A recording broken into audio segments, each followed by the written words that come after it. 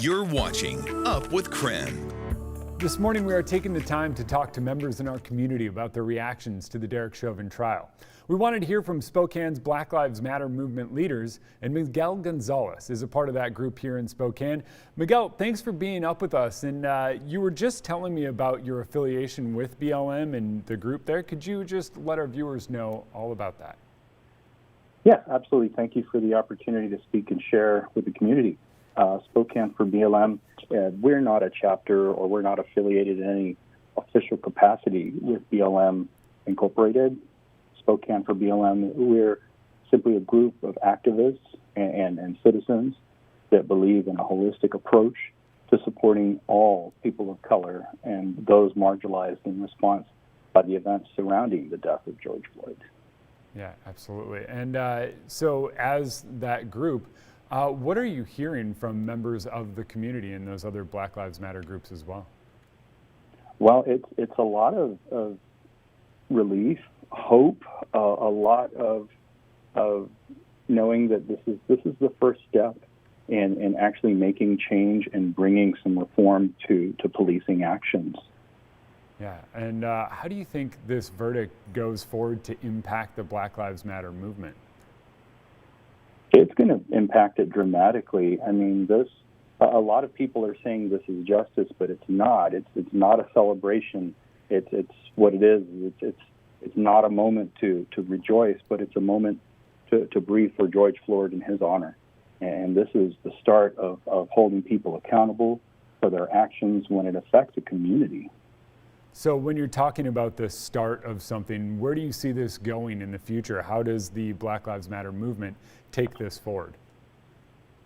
I can see where it takes agencies such as police, political office, people in regulatory capacity like state safety and occupational health and other regulatory entities. It holds these people accountable for their actions, because agencies, they're full of people, and they get to the point to where the power consumes them, and they place self before service to community. And that leads to an interpretation of rules instead of actually abiding by those rules. I have a feeling it's going to take it in a direction to where rules are refined. Yes, there's reform, but it's also a matter of identifying these individuals and hopefully removing them from those places of authority. That's a pretty just nice view of how to move forward and how to get there. So as this is our next step, how do you keep people interested in wanting to stay a part of this movement now that this trial is over? Well, I guess the only way to keep people involved and keep it in mind is to remember that, again, this is just a change. This is a changing point. This is not a final determination. This is not the end of the story.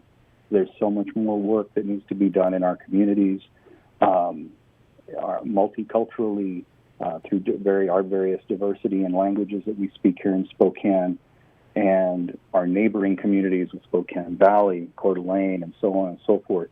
There's still work that has to be done in our everyday actions and communicating this to our city leadership, to our city council members, to our mayor, and to those that help support the community. It's going to be a constant development of making this change and bringing the change every day that we can.